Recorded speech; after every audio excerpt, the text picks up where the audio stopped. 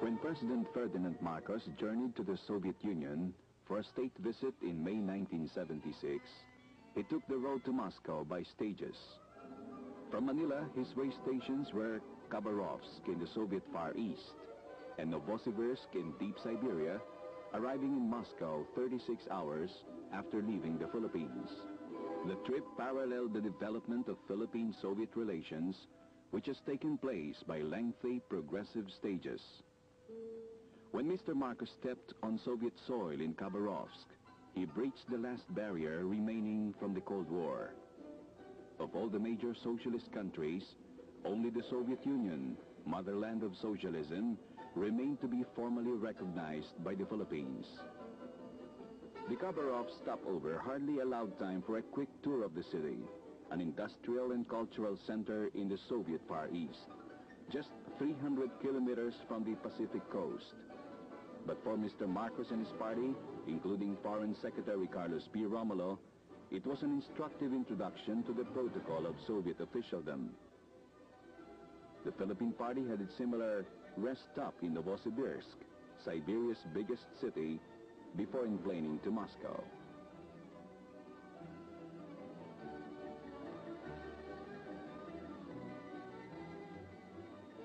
Mrs. Marcos, coming from an official trip to France, arrived in Moscow 10 minutes before her husband's plane was due.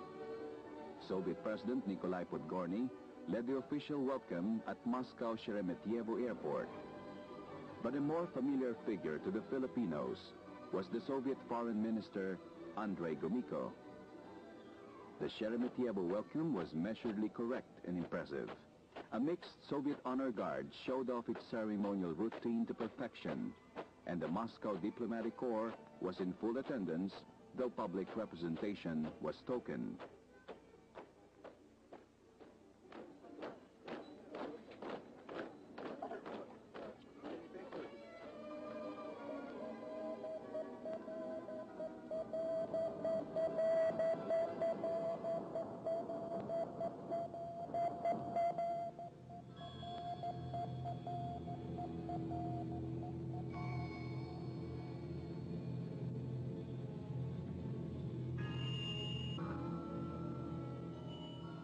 The route to the Kremlin from the airport passed through Lenin Prospect, the broad avenue down which honored visitors and triumphant cosmonauts enter Moscow. From Lenin Prospect, it is a short drive to the Kremlin, citadel of Soviet power today, as it was of Tsarist power in the past.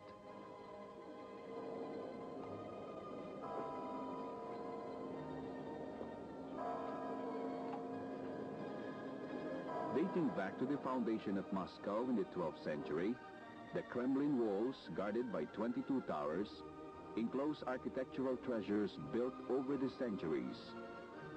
15th century cathedrals raise their gold and silver domes above 19th century palaces and contemporary edifices. These buildings today house the magnificent panoply of Tsarist wealth alongside the somber offices of Soviet leaders. Today, state visitors are lodged in the resplendent suites of the Grand Kremlin Palace, one-time residence of the Tsars. Open to the public every day since July 1955, the Kremlin throngs with visitors day and night. Among the outdoor attractions is the 40-ton Tsar cannon cast in 1586. The day he arrived in Moscow, President Marcos began his talks with the Soviet leaders, headed by Podgorny, at the Kremlin's historic Yekaterinsky Hall, named after Catherine the Great. President Podgorny was assisted by Foreign Minister Andrei Gromyko and Kirill Mazarov, Deputy Prime Minister. On the Philippine panel sat Foreign Secretary Carlos P. Romulo, Secretary of Finance Cesar Virata, Secretary of Industry Vicente Paterno, Secretary of Information Francisco Estatad, Solicitor General Estelito Mendoza, Major General Fabian Ver, and the Presidential Assistant Juan Tovera. President Podgorny remarked on contacts between the two nations which date back to the last century when Russian seafarers and travelers visited Philippine ports on several occasions. the Marcos administration allowed a number of friendship missions by Philippine legislators. But the most dramatic icebreaker was the First Lady's 10-day official visit in 1972. On her return to Manila, the Philippines USSR Friendship Society was formed, with Mrs. Marcos as honorary chairman. This time in Moscow, Madame Marcos met with members of the counterpart Soviet-Philippine Friendship Society, which has worked actively since 1974 to develop contacts and cultural relations with the Philippines, and has helped the Soviet people to know about the culture, history, and life of the Filipino people. In fact, it has chapters in each of the Soviet republics.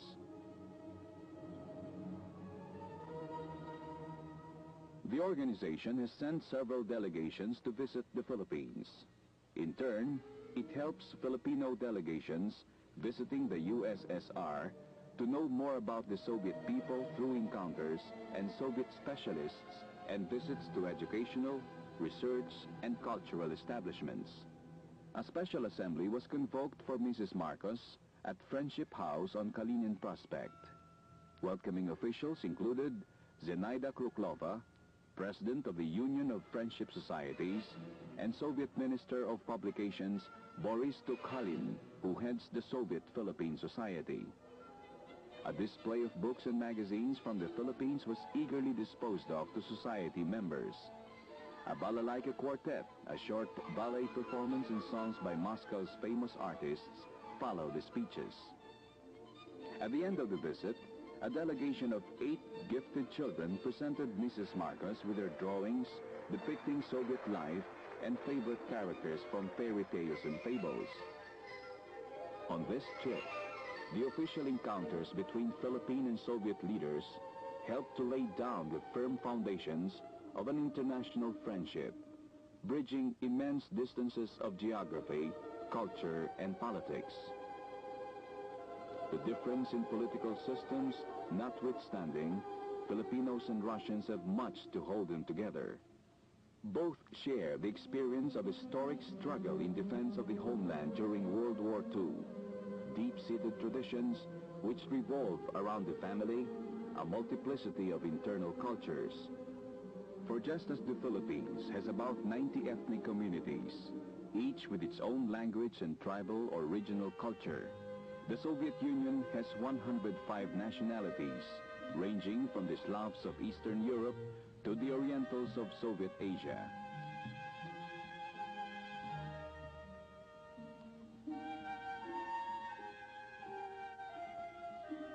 On the evening of May 31st, the Soviet government and the Presidium of the Supreme Soviet honored their guests from the Philippines with a state dinner at the Chamber of Facets in the Grand Kremlin Palace.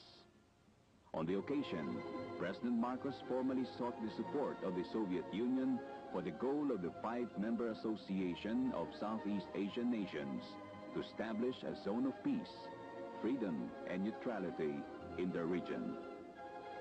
In an exchange of toasts with President Podgorny, the President described his 8-day state visit as a milestone in the Philippines' relations with the world, dramatizing the country's decisive break from its colonized past to genuine independence and friendship with all nations.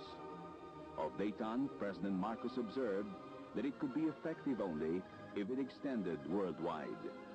Like peace, he said, Dayton cannot be selective. It is indivisible. For his part, President Podgorny described the Philippine President's visit as a new page in the history of relations between the two nations.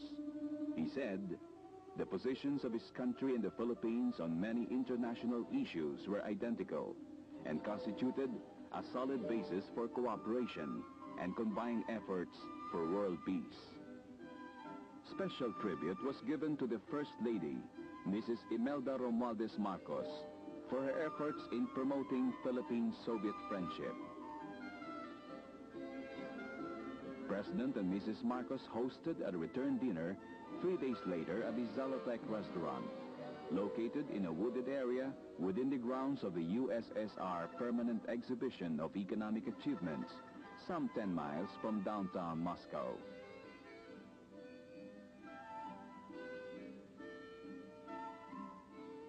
The Marcoses' second day in Moscow, June 1st, opened with a wreath-laying ceremony at the Lenin Mausoleum.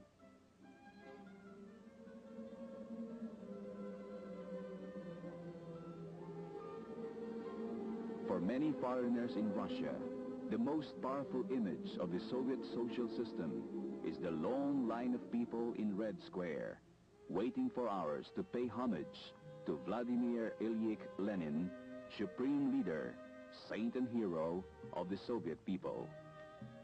Lenin died in 1924 after midwifing the incredible birth of the world's first socialist state. His well-preserved corpse has been on public view in Red Square for over 4 decades. Even for those who have never been to Moscow, modern communications have made familiar the orderly queues of Soviet citizens in patient, often emotional, fulfillment of a central obligation in their belief.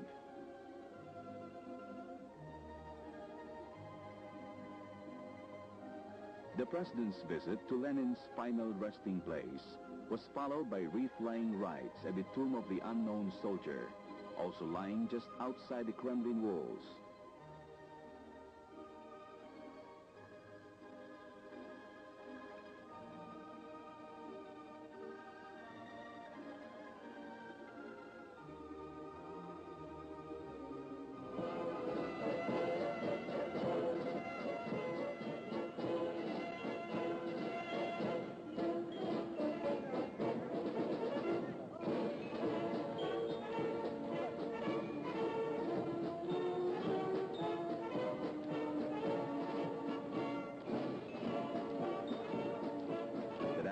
President Marcos was given a tour of the Frunze, a military academy of the Soviet state.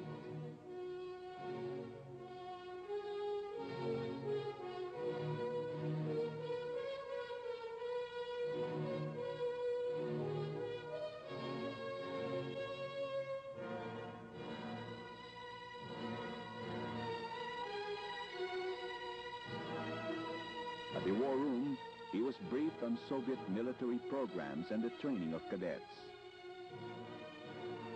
He viewed with interest the Academy's museum, which holds a complete collection of war memorials dating back to the Revolution of 1918.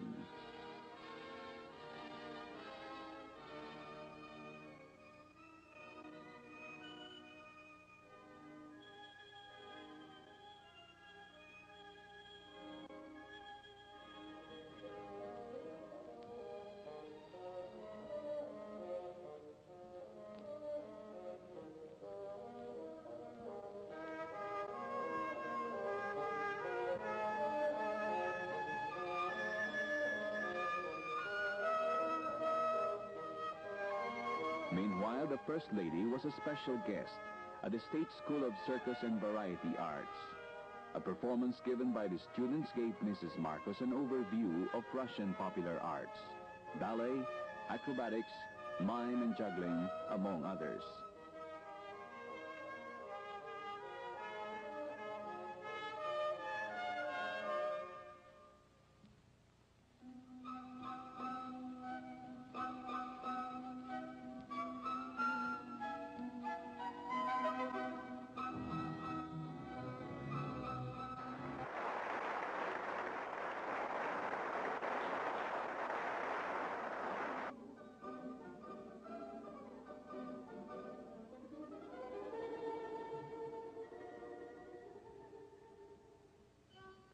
Certainly, a major event in the state visit, the meeting between President Marcos and Chairman Brezhnev of the Communist Party, was scheduled that same day. The First Lady was also present for the meeting. The amenities between the two leaders sparked with spontaneous cordiality and warmth. On greeting the First Lady, Chairman Brezhnev expressed regret that he was not present on her first visit to Moscow.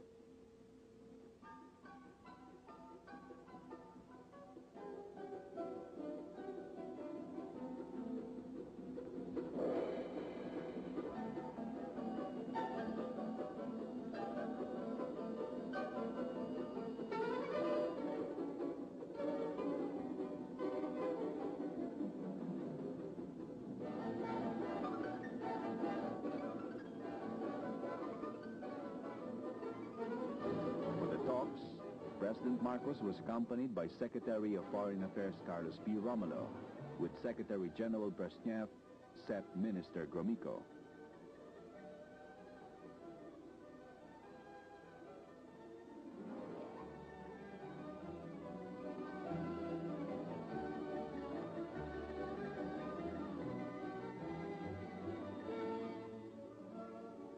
Later that afternoon, heads of diplomatic missions accredited to the USSR were presented to the President and the First Lady at the Kremlin.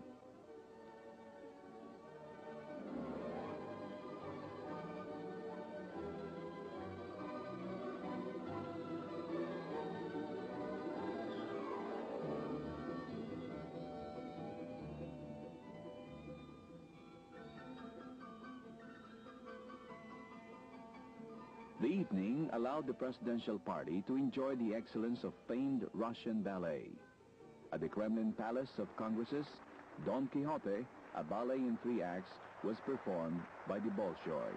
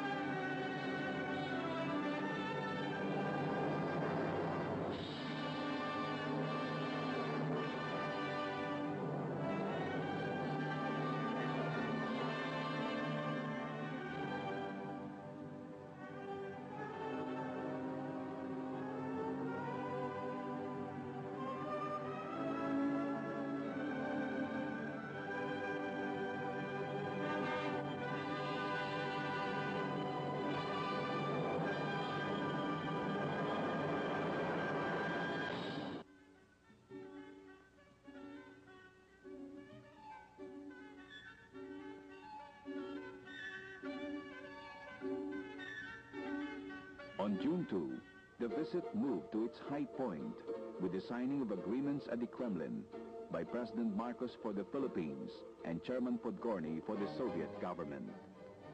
2 documents were signed, a trade agreement and a joint communique announcing the formal establishment of diplomatic relations between the 2 countries. With formal relations and the trade agreement, the Philippines gains a vast new market for her raw materials and agricultural commodities. The joint communique also pledged the promotion of cultural, intellectual, scientific, and technical exchange, and expressed the two nations' solidarity in the search for peaceful coexistence among nations.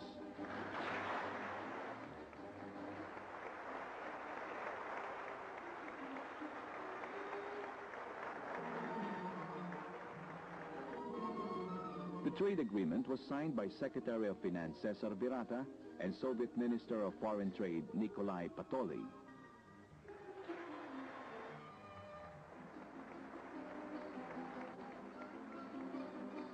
Earlier that day, the president was given a tour of the Kremlin. He visited the rooms that had been occupied by Lenin, including the hall where Lenin first convoked the Soviet Presidium. Lenin's quarters now house much of his memorabilia. The president also visited the famed armory, where the relics of Tsarist Russia, including the fabulous crown jewels, are on permanent display. This museum is the most popular attraction of the Kremlin. At the headquarters of the Council for Mutual Economic Assistance, better known as Comecon, President Marcos was briefed by officers of the organization. Comecon was founded in January 1949 as an economic alliance of the Soviet bloc socialist countries. It is often called the Communist Common Market. The economic organization is based on the identical economic system of the member countries, who also have a common political system and ideology. The Philippines now has formal diplomatic relations with most of the Comecon countries. At every turn, Moscow offers its visitors fascinating aspects of the city, which is the center of Soviet life, the hub of its culture and commerce. It is a good place to try and begin to know a people of such great diversity and a land of such overwhelming immensity. Muscovites surprised the Filipinos with a way of life which Cold War propaganda has so well misrepresented. Swarming into theaters, cafes, and cinemas, the Russians show a prodigious capacity to enjoy life's pleasures.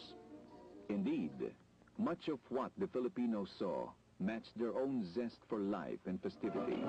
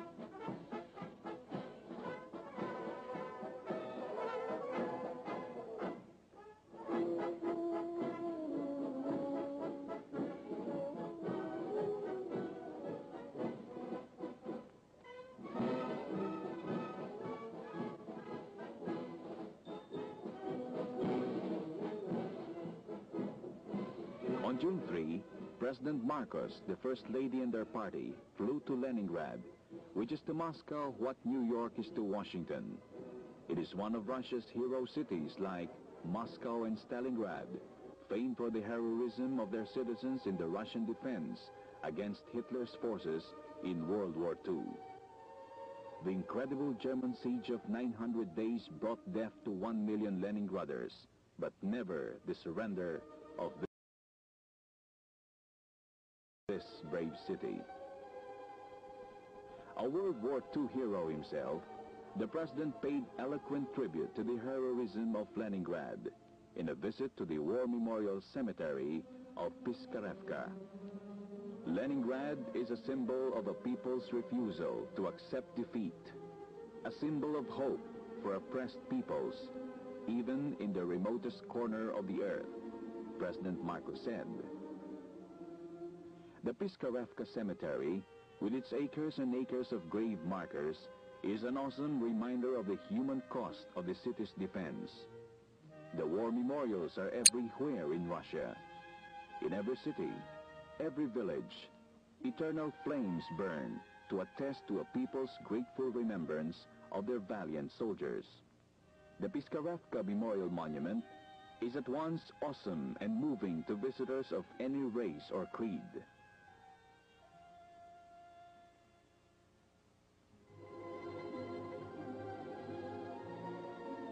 A visit to the cruiser Aurora, moored on the Neva River, served to remind visitors of the historic days when the Bolsheviks finally brought down the Tsar and put an end to Russia's long centuries of feudalism. From the decks of the Aurora, sympathetic sailors of the Tsar's navy fired the guns that signaled the storming of the Winter Palace at the outbreak of the 1917 October Revolution.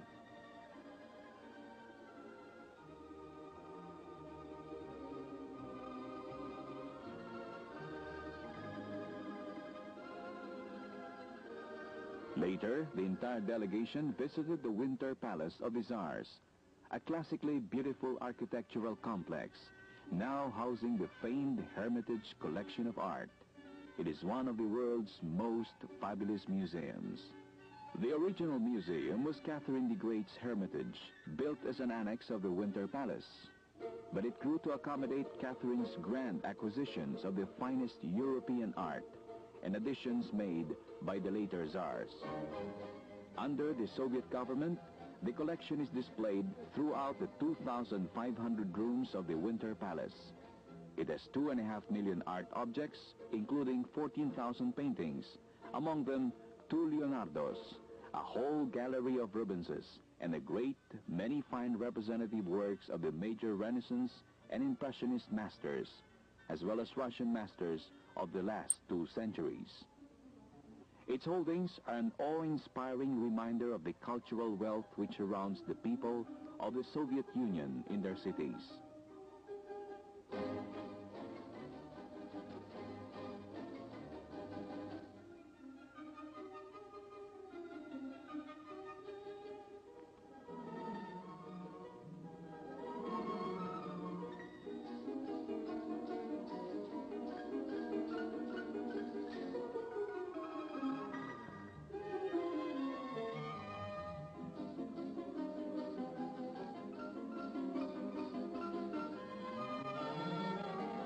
For the Filipinos, Leningrad broke many more of their stereotypes about the Soviet people and their lifestyle. Economic 5-year plans have not only made the Soviet Union a superpower and a giant of world industry, they are now directly seen and felt as material benefits to the masses of Russia, only 50 years ago, the most backward nation of Europe. The Soviet worker reaps the rewards of his work and of the system in a minimum standard of living that assures him of a job, free education to university level, social housing, nominal expenses for rent, transportation, medical services and utilities, sufficient food, and an increasing access to consumer goods, including cars, country duchess, and jewelry. The Soviets move about with vigor and self-assurance, a passion for living, reflected in the grand themes of classical Russian literature, still informs the 20th century lifestyle of the Soviet people, little quenched by the strictures of socialism. The Russian visit came to a close for Mrs. Marcos in Leningrad. After a hectic 2 days, the President and the First Lady headed for different destinations. The First Lady flew to Vancouver to address Habitat, the United Nations Conference on Human Settlements. The President flew on to Volgograd, once Stalingrad, to visit the heartland of Soviet industry, and from there to Tashkent, capital of Uzbekistan in Soviet Asia. Tashkent was the seat of ancient trade caravans, plying between the Orient and Europe, gateway of ancient conquerors who set out to search for new lands and new territories. A traveler of the 20th century, President Marcos spent 8 days in the Soviet Union to win fresh alliances and newcomers for the Philippines. This trip was the final seal on the pragmatic diplomacy of friendship for all nations, which he has pursued with determination since he broke the single-minded dependence on the United States, which had for so long characterized Philippine foreign policy.